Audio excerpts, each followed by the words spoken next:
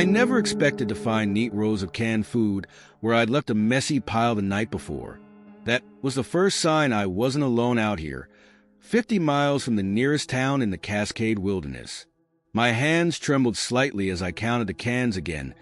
Nothing missing, just organized. Methodically. Perfectly. The August heat pressed down to the pine canopy as I stood there, staring at my transformed camp kitchen. I'd been solo camping for years, but something about this felt different. My usual organized chaos had been transformed into a display worthy of a camping magazine cover. The cooking gear hung from a new rope system I definitely hadn't rigged, and my scent-proof bags were now suspended at precise intervals between two trees. I ran my fingers along the new rope knots, expertly tied bowlines, far better than my usual clumsy attempts. Someone out here knew what they were doing. Someone who'd been close enough to touch my gear while I slept in my tent just 20 feet away. That first morning, I tried to convince myself I'd organized everything in a sleepy haze the night before. But I knew that wasn't true. After 2 decades of camping, I had my system, messy but functional. This was someone else's work. I spent that day hiking the nearby ridgeline, my mind churning over the mystery at my camp. The trail offered stunning views of Mount Baker in the distance, but I couldn't focus on the scenery. Every snapped twig made me whirl around. Every rustle in the underbrush drew my attention. By the time I returned to camp that evening, my nerves were shot. I made dinner with one eye on the deepening shadows between the trees. The temperature dropped quickly as the sun set, and I hurried through my evening routine. Just as I was about to retreat to my tent, I noticed something that made my blood run cold. My food bags were arranged differently than how I'd left them that morning. My heart pounding, I inspected the changes. The bags had been reorganized by content type. Breakfast items in one, snacks in another, dinner supplies in a third. A new rope system had been added, creating a more secure triangular pattern between 3 trees. The knots were flawless. But it was a small note tucked into one of the bags that really shook me, written in neat block letters on a piece of weatherproof paper. Your setup was vulnerable to bears. Fixed it for you. Sweet dreams. I barely slept that night. Every sound jerked me awake. The wind in the pines, an owl's call, distant coyotes. I kept imagining shadowy figures moving around my camp, though when I peered out with my flashlight, there was never anyone there. The third morning brought more changes. My cooking gear had been rearranged again, this time with laminated cards explaining proper bear country food storage techniques tucked beneath each item. The cards were well-worn, like they'd been used to teach countless campers before me. The notes were friendly but firm, written in the same block letters. Never store food items in your tent. Cook at least 200 feet from your sleeping area. Hang food bags 12 feet high and 6 feet from the trunk. I found myself studying each card, absorbing the wisdom they contained. Despite my unease, I had to admit, these were solid tips that would make my future camping trip safer. That evening, I decided to stay up and catch my mysterious camping critic in the act. I set up my camp chair with a clear view of the kitchen area, wrapped myself in a warm blanket, and settled in for a long night. The nearly full moon cast enough light to see by, creating shifting shadows as clouds drifted overhead. Hours passed. My eyelids grew heavy. Just as I was about to give up and head to bed, a twig snapped in the darkness. I froze, barely breathing, as a tall figure emerged from the trees. The mysterious visitor moved with the quiet confidence of someone who knew these woods intimately. They wore dark clothing and carried a small pack. In the moonlight, I could make out gray hair beneath a well-worn ranger hat. I watched, fascinated, as they moved through my camp with practiced efficiency. Their movements were precise, economical. No wasted motion as they checked my food storage setup and adjusted a few knots. They seemed satisfied with how I'd implemented their previous improvements. Finally, I gathered my courage and cleared my throat. Thank you for the lessons. The figure stiffened but didn't run. After a long moment, they turned toward me. In the moonlight, I could see the weathered face of an older man, deep wrinkles carved by decades in the wilderness. "You're welcome." His voice was rough but kind. "Worked as a ranger out here for 30 years. Old habits die hard. Why not just talk to me directly?" I asked. He was quiet for a moment, adjusting the brim of his hat. Sometimes people take criticism better when they have time to think it over. And sometimes I missed the job. Missed teaching people how to do things right. We talked for hours that night. His name was Mike, and he'd retired from the Park Service 5 years ago. But he couldn't stay away from these woods that had been his home for so long. So he became a different kind of ranger, a ghost in the night, quietly watching over solo campers, making small improvements to keep them safe from bears and other wilderness hazards. He told me stories about midnight bear encounters, about lost hikers found just in time, about the changing forest through the decades. His knowledge of these woods was encyclopedic, and his passion for protecting both the wilderness and the people who ventured into it was evident in every word. As the moon set and the night grew darker, Mike shared one last piece of wisdom. "The woods aren't malicious," he said, adjusting my bear hang one final time. "But they're not forgiving of mistakes either. Best thing we can do is help each other avoid them." Before he melted back into the darkness, he left me with a final note. "You're ready now. Help the next person you see doing it wrong."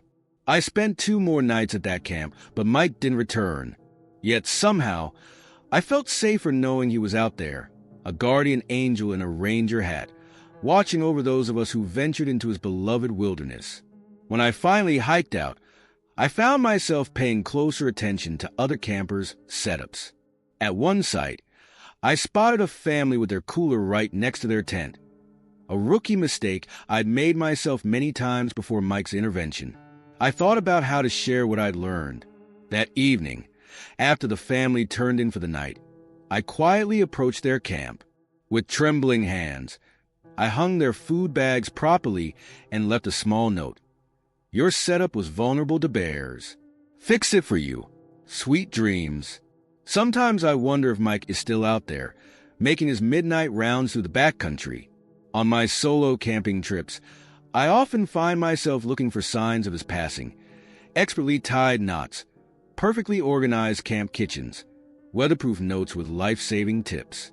And sometimes, on very quiet nights, I think I hear the soft footsteps of the night ranger, still watching over his woods, keeping us all a little safer than we were before. The true lesson Mike taught me wasn't just about bear safety or camp organization. It was about how wisdom passes from one generation to the next, sometimes in unexpected ways. How the wilderness demands respect but rewards preparation, and how sometimes the most important changes in our lives come from strangers who care enough to help, even if we never see their faces in the light of day. The first marker caught my eye like a star fallen to earth. A tiny silver disc, no bigger than a quarter, perfectly placed at eye level on a Douglas fir. I might have dismissed it as someone's lost bike reflector, except for the second one I spotted 50 yards later, then a third, each creating a path deeper into the old-growth forest where no trail should exist. I hadn't planned on mysteries during my week-long solo camping trip in the Olympic National Forest. The first 3 days had been exactly what I'd hoped for, pure solitude, just me and the towering evergreens. My campsite sat in a small clearing beside a creek, far enough from the marked trails that I hadn't seen another person since I'd hiked in. That morning started like any other. I'd woken to the sound of varied thrushes and the distant cry of an eagle, made my coffee, and set out to gather more firewood. That's when I saw it, that first gleaming marker catching the early morning sunlight. Something about its deliberate placement nagged at me. It wasn't random trail trash. Someone had carefully attached it to the tree with what looked like specialized mounting brackets. The second marker removed all doubt. Same size, same height, same careful installation. By the third, my curiosity overwhelmed my caution. The markers were leading away from my camp in a straight line, each one visible from the last when you stood at just the right angle. I grabbed my day pack, made sure my GPS was working, and started following the silver trail. The forest grew denser as I walked, the canopy blocking more and more sunlight until I was walking in a perpetual green twilight. Still, those markers caught what little light filtered down, creating a pathway of tiny silver beacons. After about a mile, the spacing between markers began to shrink. 20 yards became 10, then 5. The path started to curve, forming what I realized was a perfect arc through the forest. Something about the precision sent a shiver down my spine. This wasn't the work of hikers or even Forest Service. This was something else entirely. The markers led me into a clearing I never would have found otherwise. At first, it seemed empty except for a peculiar arrangement of stones in the center. But then I noticed the equipment scattered around the periphery were what looked like scientific instruments. Solar-powered sensors, weather stations, and things I couldn't even identify. In the center of the clearing, rising from that careful arrangement of stones, stood a slender metal pole topped with more sophisticated equipment. Red lights blinked silently on several devices. The whole setup hummed with barely perceptible energy. As I stood there trying to make sense of what I was seeing, a voice behind me nearly made me jump out of my skin. Impressive, isn't it? I spun around to find a woman in her 50s wearing a Columbia jacket and carrying a tablet. Her gray hair was pulled back in a practical ponytail, and she wore the kind of sturdy boots that spoke of serious field work. "I'm DR. Sarah Chun," she said, extending her hand. "Sorry if I startled you. We don't get many visitors out here. That's rather the point. Actually, my heart was still racing, but curiosity won out over fear. What is all this?" She smiled, gesturing to the equipment around us. "This is Station 7 of the Pacific Northwest Seismic Network's Deep Forest Monitoring Program. Those reflectors you followed, they're our service trail markers. They help us find our way back here, even in bad weather or low light." I looked around the clearing with new understanding. "You're studying earthquakes?" Among other things, she walked over to the central pole, checking readings on her tablet. This particular station monitors deep earth movements along a previously unknown fault line. We're trying to understand if it connects to the Cascadia subduction zone. As she spoke, she moved through the clearing with practiced efficiency, adjusting equipment and taking notes. The reflectors serve another purpose too. They're calibrated to help us measure ground shift over time. If they move even a fraction of an inch relative to each other, we know something's happening deep below. I had no idea anything like this was out here, I said, still trying to process what I'd stumbled upon. She laughed. "That's exactly how we want it. These stations work best when they're undisturbed. The fewer people who know about them, the better our data." I must have looked concerned, because she quickly added, "Don't worry about having found us, though. We can't keep the stations completely secret. Too many serious hikers and backpackers in these woods. We just ask people to respect the equipment if they happen across it. Over the next hour, DR, Chun showed me around the station, explaining how each piece of equipment contributed to their research. She spoke with infectious enthusiasm about fault lines, tectonic plates, and the possibility of predicting major seismic events. "The really fascinating thing," she said, pulling up some graphs on her tablet, "is what we're seeing in the deep frequency readings. There's movement down there that doesn't match any known patterns. It's like the Earth is breathing." She caught herself and smiled. "Sorry, I can get carried away. It's not often I get to share this with someone who's actually interested." As the afternoon light began to fade, she packed up her equipment and prepared to leave. "There are 12 stations like this scattered throughout the Olympic and Cascade Ranges," she told me. "Each one is helping us understand what's happening beneath our feet." Before she left, she made me promise not to mark the location on any maps or share it on social media. "The reflectors are enough of a breadcrumb trail for those who need to find us," she said. "We'd rather keep it that way." I kept my promise about the location, but the experience changed how I saw the wilderness around my campsite. For the remaining 3 days of my trip, I found myself paying attention to the ground beneath my feet in a way I never had before. At night, lying in my tent, I imagined I could feel the earth moving far below, shifting and settling along ancient fault lines. On my last morning, I hiked back to the station. The equipment hummed quietly in the clearing, monitoring forces I could barely comprehend. I left a small note tucked under one of the sensors. Thank you for helping me see the forest in a new way. The curious camper, 2 days later, back in civilization, I felt an odd sensation while sitting at my desk, a slight tremor that made my coffee cup rattle. As others in the office looked around in confusion, I smiled, knowing that somewhere in the deep forest, Station 7 was recording this moment, adding another piece to the puzzle of what lies beneath. When people ask me about my camping trip now, I tell them about the usual things, the solitude, the massive trees, the eagle calls at dawn. But I keep the story of the reflective trail to myself, honoring my promise to DR. Chun. Still, I can't help but wonder how many other secrets the forest holds, marked by silent silver discs that catch the light just so, leading to hidden places where science meets wilderness in the most unexpected ways.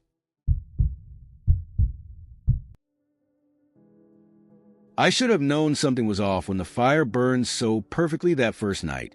The logs I'd gathered were replaced with expertly split, bone-dry wood that caught like kindling and burned with barely a whisper of smoke. Problem was, I hadn't collected wood that good. Not even close. 3 days into our annual camping trip at Mount Hood National Forest, my buddies Jake and Chris still hadn't noticed. They were too busy arguing about football stats and downing beers to pay attention to the mysteriously improving quality of our firewood pile. But I noticed, each morning, our haphazard stack of damp, mossy logs had been transformed into a masterclass in firewood preparation. It started subtly enough. That first morning, I found our leftover wood neatly restacked, with the smaller pieces on top and the larger logs forming a solid base. I assumed Jake or Chris had organized it in the middle of the night, but when I mentioned it over breakfast, they both looked at me blankly through the steam rising from their coffee cups. Dude, I was too buzzed to stack firewood, Jake said, cramming the last of his Pop-Tart into his mouth. Must have been you. I knew it wasn't me. I'd fallen asleep reading in my tent around 10, and I'm a notoriously heavy sleeper. Chris had passed out even earlier, snoring loud enough to scare away any wildlife within a mile radius. The second morning, more changes appeared. Our random collection of scavenge would have been replaced entirely.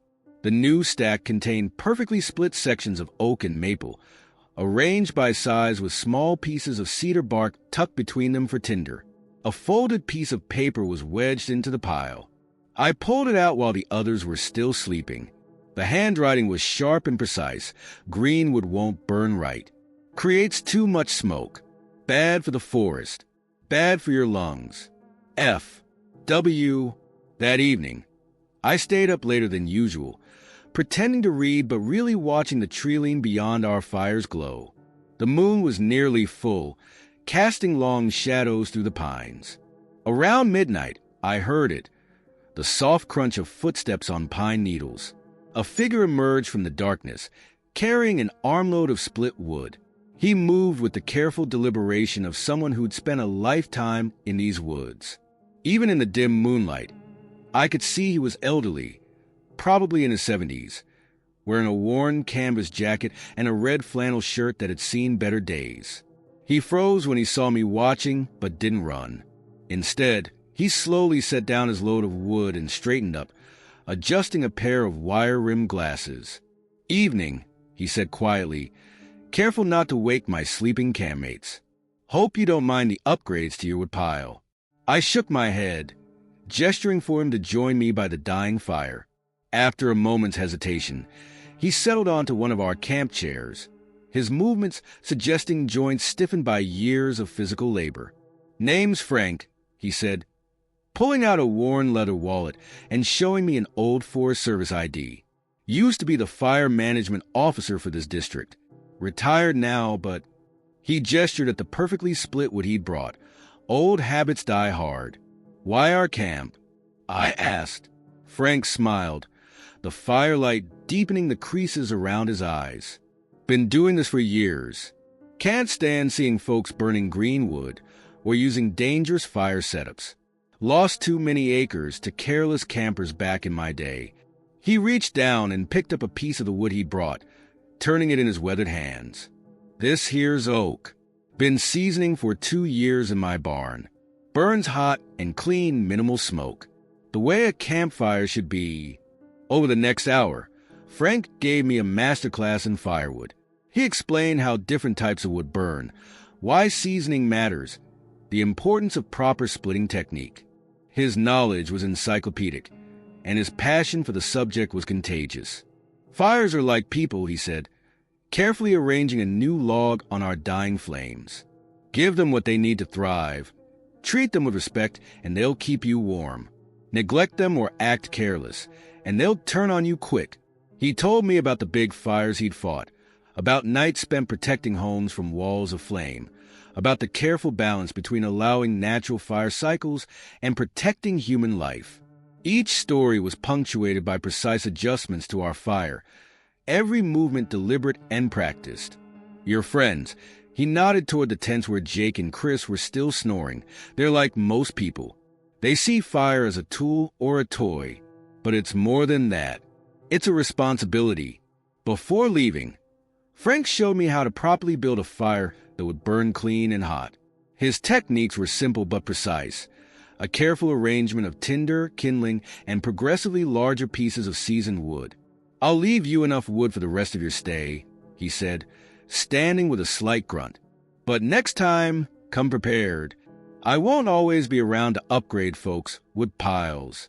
He disappeared into the darkness as quietly as he'd arrived, leaving behind not just perfectly split wood, but a new appreciation for an art I'd taken for granted. The next morning, Jake and Chris were amazed by how well the fire started, how clean it burned. They noticed the difference but couldn't explain it. I kept Frank's visit to myself, but I studied the wood he'd left, noting the clean splits, the lack of bark, the perfect seasoning. We found one last note the morning we packed up camp. You've got the basics now. Remember, good wood makes good fires makes good memories. Take care of the forest, and it'll take care of you. F.W. Years have passed since that trip, and I've become something of a firewood enthusiast myself. My garage is stacked with carefully split, properly seasoned wood. Friends joke about my firewood obsession, but they never complain about the quality of my campfires. Sometimes, when I'm camping in those woods, I think I catch glimpses of Frank through the trees, a flash of red flannel, the quiet sound of wood being stacked, a perfectly split log appearing near a struggling campfire. He's become something of a legend among serious campers in the area. They call him the Firewood Whisperer, though few have actually met him. But his legacy lives on in every properly built campfire, in every stack of well-seasoned wood, in every camper who learns to respect both the warmth and the responsibility of tending a flame. And on quiet nights in the forest, when I smell a clean burning fire in the distance, I smile, knowing Frank is still out there, silently teaching the art of fire to another generation of campers. The first thing I noticed was the branch. The one that had nearly taken out my daughter's eye yesterday was now cleanly cut away, its sharp edges softened and sealed with dark orange tree paint. We hadn't passed another soul on this remote trail in 3 days, yet someone was definitely here. Someone who knew exactly what they were doing. It was supposed to be a simple father-daughter camping trip, a chance to bond with my 12-year-old Emma before she decided spending time with Dad wasn't cool anymore. We had chosen this lesser-known trail, in the Gifford Pinchot National Forest specifically, because it promised solitude. The ranger station had warned us it hadn't been maintained recently due to budget cuts, but we were experienced enough to handle a bit of rough trail. That first day had been challenging.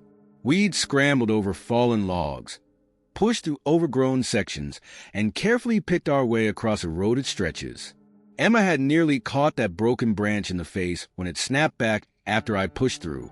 I'd felt terrible about it, but she'd shrugged it off with typical preteen nonchalance.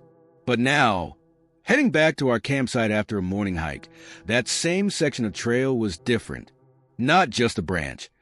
Someone had cleared the encroaching brush, rebuilt the eroded portions with carefully placed rocks, and added subtle drainage channels to prevent future washouts. "Dad, look!"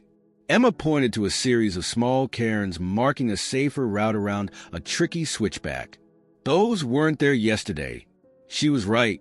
The entire trail was transforming day by day. Each morning we'd find new improvements, reinforced edges, cleared blockages, even primitive handrails made from fallen branches in the steeper sections. It was like watching a master trail builder at work. Except we never saw them. On the third night, I decided to stay up and watch. Emma was already asleep in our tent when I heard it. The soft scrape of a shovel on dirt, the quiet thud of rocks being placed. I grabbed my headlamp and followed the sound. The beam of my light caught an elderly man in well-worn work clothes, kneeling beside the trail with a folding camp shovel. He looked up without surprise, squinting against the light. I quickly lowered the beam. "Evening," he said, turning back to his work. His weathered hands were placing small rocks along the trail's edge with practiced precision. Mind holding that light steady for a minute. I found myself helping him finish the section, holding the light while he explained how proper rock placement could prevent trail erosion for years. His name was Tom, and he'd spent 40 years maintaining trails in this forest before budget cuts eliminated his position. "Been retired 5 years now," he said, standing up with a slight grimace. "But these trails, they get in your blood. Can't stand seeing them fall apart. So you just maintain them on your own?" I asked. Tom smiled, pulling a battered trail maintenance handbook from his back pocket. "My wife says I'm obsessed. Maybe I am, but somebody's got to do it. These trails, they're like old friends. You don't abandon friends just because nobody's paying you to visit anymore." He showed me the handbook, its pages dog-eared and filled with handwritten notes from decades of experience. "Every trail has its own personality," he explained. "Its own weaknesses, its own ways of fighting back against nature. You learn to read them, to spot problems before they become disasters." As we talked, he continued working, his movements efficient and purposeful. He knew every technique, every trick for making trails safer and more durable with minimal materials. His hands moved with the certainty of someone who had done this work for so long it had become part of who they were. "Your daughter," he said, "I saw her almost catch that branch the other day. Reminded me why I can't just walk away from this. Kids especially, they don't always watch for hazards. Trail needs to watch out for them." I thought about Emma, sleeping safely in our tent, unaware of this midnight trail guardian. "How many trails do you maintain?" "As many as I can reach," he said, packing up his tools. "Got my old truck parked up on the forest road. Sleep in it mostly, move from section to section. My wife understands, mostly. Says it's better than me pacing around the house driving her crazy." Before he left, Tom handed me a small notebook. "Trail log," he explained. "Old habit. We used to keep records of all maintenance work. Nobody reads them anymore, but..." He shrugged. "Feels wrong not to document it." The notebook was filled with meticulous notes about trail conditions, work performed, potential hazards. 40 years of institutional knowledge, still being applied long after the institution had moved on. The next morning, Emma was amazed by the trail's transformation. "It's like trail fairies," she said, bouncing along the newly improved path. I smiled, thinking of Tom working through the night. Something like that. We found small improvements every day for the rest of our trip. Emma started leaving thank you notes weighted down with rocks beside the trail. Each morning, the notes would be gone, replaced by new improvements. On our last day, we found a final gift. A walking stick leaning against a tree near our camp, expertly carved with trail safety tips running up its length. A note was tied to it with faded orange flagging tape. For Emma, Remember to look up, down, and all around. The trail will take care of you if you take care of it. Emma carried that stick proudly all the way back to the trailhead. She still has it, displayed in her room like a treasure. Years later, I still hear stories about the phantom trail keeper of Gifford Pinchot. Hikers report mysterious trail improvements, carefully placed cairns, hazards that vanish overnight. Some say they've glimpsed an elderly man with a folding shovel, but he always disappears into the forest before they can get close. I never told Emma the full story of Tom. I like letting her believe in trail fairies. But sometimes, when we're hiking and I see a particularly well-crafted water bar or a precisely placed stepping stone, I smile, knowing Tom is still out there somewhere, watching over his old friends, keeping them safe for the next generation of hikers. Because some people never really retire. They just find a different way to do what they've always done, what they were born to do. And sometimes, the most important work happens when nobody's watching. In the quiet hours when only the moon sees the careful hands shaping the earth, making the way safer for those who will follow. The first drawing appeared tucked beneath a rock near my camp stove, a detailed sketch of wild blackberries on weathered parchment, complete with notes about ripeness indicators and proper harvesting techniques. I might have dismissed it as trash left by another camper, except for the artistic quality and the fact that I was 4 days into a solo trek in the Willamette National Forest, miles from any marked trail. Each morning brought new illustrations, salmon berries drawn in delicate watercolors, detailed studies of edible mushrooms, cross-sections of wild tubers I'd walked past 100 times without recognizing.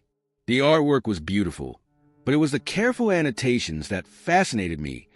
Generations of knowledge captured in precise handwriting that spoke of formal botanical training. I'd chosen this remote spot specifically for its solitude, setting up my base camp in a small clearing where 3 creek valleys converged. The nearest town was 20 miles away, and I hadn't seen another person since I'd left the trailhead. Yet someone was clearly watching my camp, leaving these elaborate botanical guides while I slept. On the 4th night, I decided to stay awake. The half moon provided just enough light to see by as I sat quietly beside my banked fire, pretending to read but really watching the shadows between the trees. Just after midnight, I heard it, the soft scratch of pencil on paper. A woman sat cross-legged on a fallen log at the edge of my camp's light, her silver hair caught in a loose braid. She was sketching in a leather-bound journal, completely absorbed in her work. She didn't seem surprised when I cleared my throat. "The thimbleberries are perfect right now," she said without looking up, adding final touches to what appeared to be a drawing of the very plant she was discussing. 200 yards downstream, western bank. But you've been walking right past them. Her name was Dr. Eleanor Green, though she insisted I call her Ellie. She'd been a botanist at Oregon State University until, as she put it, academia started feeling too small. Now she lived in a cabin deep in the forest, documenting the edible and medicinal plants that most people never noticed. "Everything you need is right here," she said, gesturing at the forest around us. "The problem is, we've forgotten how to see it. 2 generations ago, any child could identify a dozen edible plants. Now people walk past feasts without knowing it." She showed me her journals, decades of careful observation, captured in watercolor and ink. Each plant was documented through the seasons, with notes about harvesting times, preparation methods, and traditional uses learned from local indigenous elders. "I had permission to learn," she added quickly, sensing my next question. "Spent 15 years building trust with the tribal elders. They taught me on the condition that I help preserve the knowledge, share it with those who showed genuine interest." Over the next hour, Ellie gave me a crash course in forest foraging. She taught me how to identify edible mushrooms by their gill patterns, how to test berries for ripeness, how to distinguish similar-looking plants by subtle differences in their leaf arrangements. "Most poisonings happen because people are too certain," she said, adding details to a sketch of 2 nearly identical plants. "Nature demands humility. When in doubt, ask someone who knows, or leave it alone." As she worked, she told me about her transformation from academic to forest dweller. There was this moment, she said, mixing colors for a particularly vibrant berry cluster, when I realized I was writing papers about traditional botanical knowledge that would only be read by other academics. The real knowledge was out here, in the doing. She pulled a small cloth bag from her pack and handed it to me. Inside were dried berries and what looked like strips of root. Tea, she explained. Good for digestion. I've seen your camp stove setup. You're eating too much freeze-dried food. Before leaving that night, she left me with a fresh sketch, a map of edible plants within easy walking distance of my camp. Each location was marked with detailed drawings of what to look for and when to harvest. Tomorrow morning, try the thimbleberries, she said, packing up her art supplies. They're best just after dawn, when the dew is still on them. She was right. The berries were perfect, sweet with a hint of tartness, nothing like the bland supermarket raspberries I was used to. Following her map, I discovered patches of wild mint, edible mushrooms, and tender greens I would have walked past without noticing. Each night for the rest of my stay, Ellie visited my camp. She would sketch while we talked, adding to my growing collection of botanical artwork. She taught me about plant relationships, seasonal cycles, the intricate web of forest life that most hikers never notice. The forest provides, she told me on our last night, but you have to learn its language. The plants tell you when they're ready, if you know how to listen. When I packed up to leave, I found one final gift, a small handmade journal filled with basic botanical sketches and notes. Inside the cover, she had written, "Start your own record. The plants will teach you, if you're patient enough to learn." Years later, that journal is dog-eared and water-stained, filled with my own clumsy attempts at botanical illustration. I'm no artist like Ellie, but I've learned to see the forest differently. Each camping trip adds new pages, new discoveries, new lessons in nature's abundance. Sometimes, when I'm deep in the Willamette backcountry, I catch glimpses of an elderly woman with a silver braid, sketch pad in hand, teaching others the secrets of forest foraging. Other hikers tell stories about finding detailed botanical drawings tucked under rocks or hung from branches, perfect illustrations of edible plants growing just steps from where the drawings were found. I never tell them about Ellie. Some forest teachers prefer to remain mysterious, letting their knowledge speak through carefully placed artwork and the subtle guidance of those ready to learn.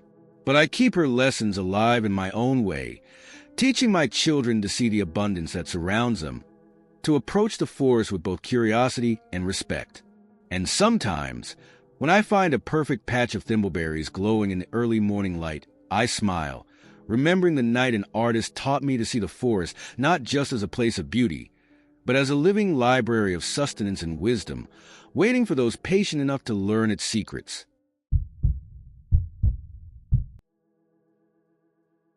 My climbing gear wasn't how I'd left it. The figure-8 descender that I'd hastily clipped to my harness was now properly threaded and double-backed. My anchor setup had been completely redone, with redundant backups I hadn't bothered with. Someone had been meticulously upgrading my camp's safety systems while I slept, and the professional perfection of their work sent chills down my spine. I'd been solo camping in Red Rock Canyon for 5 days, using my time off in the office to practice climbing techniques on the smaller cliffs near my campsite. After 15 years of casual climbing, I thought I knew what I was doing. The mysterious improvements to my gear suggested otherwise. It started subtly. The first morning, I noticed my rope had been properly flaked and coiled, not the messy pile I'd left it in. My quick draws were reorganized, gaits aligned in the same direction. Small changes, but ones that spoke of serious climbing experience. The second day, I found laminated cards tucked into my gear, each showing proper knot techniques and safety procedures. The illustrations were meticulous, clearly drawn by someone who'd taught this material before. The third morning, my entire anchor system had been rebuilt, with a note written in precise block letters, single points of failure kill. Always backup. Always. I decided to stay awake that fourth night. The desert air grew cold as I sat in my camp chair, pretending to read but watching my gear spread out nearby. Around midnight, I heard the soft clink of carabiners. A man moved through my camp with practiced efficiency, checking my gear with the smooth movements of someone who'd done this thousands of times. His gray hair caught the moonlight, but his hands were steady as he adjusted a locking carabiner. "Your technique is dangerous," he said without looking up, apparently unsurprised to find me watching. "Seen too many accidents start exactly like your setups." His name was Marcus, and he'd spent 30 years as a climbing instructor before a heart condition forced him to retire. Now he lived in his van, moving between climbing areas, quietly watching over solo climbers like me.